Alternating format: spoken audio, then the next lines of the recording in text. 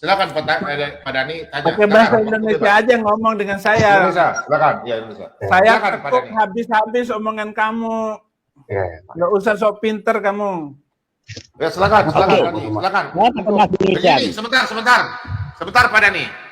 Abi, ini Pak Bombom. Kita kan sering berdiskusi sama Pak Dhani. Pak Dhani bilang dia ingin sekali berdiskusi sama Abi. Abi bisa menerima Pak Dhani diskusi ya, bertanya mengenai Al-Quran. Dia selalu tanya sama Pak Bombom Alkitab. Memang Pak Bombom menyampaikan tentang Alkitab aja. Saya nggak pernah bertanya Al-Quran.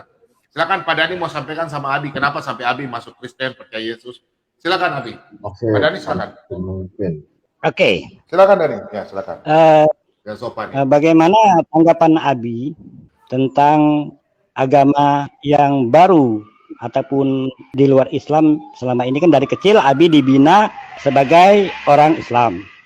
Kemudian sekarang Abi sudah menjadi agama Kristiani.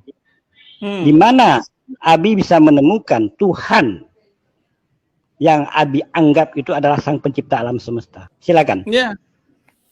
Firman Alkitab, tulisan-tulisan dan warisan-warisan ayat di dalam Alkitab itu jelas menunjukkan bahwa Tuhan itu yang benar adalah di dalam Alkitab.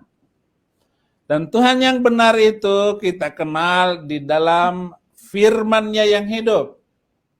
Ana huwa siratu wal haqqu wal hayat, la yaji'u ahadun ilal ab illa bi. Yesus berkata, akulah jalan, kebenaran, dan hidup. Tidak ada seorang pun yang datang masuk surga kecuali lewat Yesus Kristus. Kalau Yesus Kristus sudah bilang begitu, bukankah dia telah menunjukkan dirinya, dia adalah firman al-hayat. Dia adalah firman kehidupan. Dialah yang membawa hidup itu sendiri.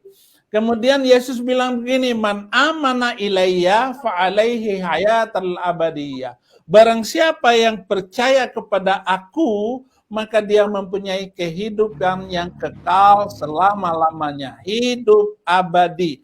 Jadi semua manusia pasti mati. Al-Quran bilang, kullu nafsin dha'iqatul maut. Setiap yang berjiwa, bernyawa pasti mati.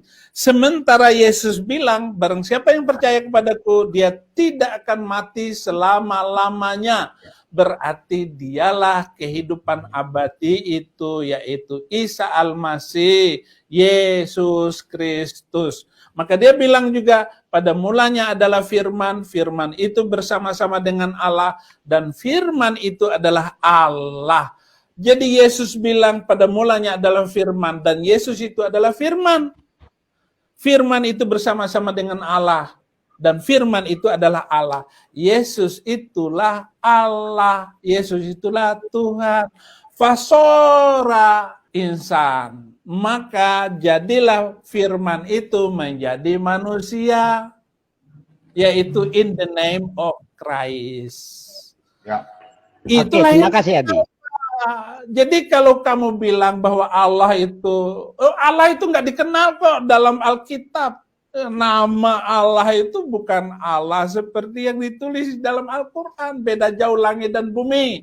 Dan harus Anda pahami bahwa tidak ada satu ayat Alkitab pun yang mengatakan akan ada nabi dari Arab. Semua nabi dari Bani Israel. Saya sudah menulis buku tebal tentang itu, Pak Dhani. Jadi saudara, kalau nanya-nanya tentang agama, itu urusan kecil bagi saya. Lu nanya apa? Sekarang bisa nggak kamu mengatakan bahwa Allah memperkenalkan dirinya di dalam Al-Quran sebagai pencipta langit dan bumi, kecuali kata-kata yang berasal dari mulut manusia? Bisa nggak kamu membuktikan bahwa Nabi Muhammad ketemu dengan Jibril? Nggak ada satu manusia pun yang pernah mengenal Jibril. Hanya Muhammad yang mengatakan saya ketemu dengan Jibril tanpa ada saksi manusia pun. Tetapi Yesus Kristus ada manusia yang menyaksikan. Ada malaikat yang menyaksikan manusia. Dan ada manusia yang menyaksikan malaikat pada zaman itu. Yaitu 2000 tahun yang lalu. Masa antara Al-Quran dengan Alkitab ini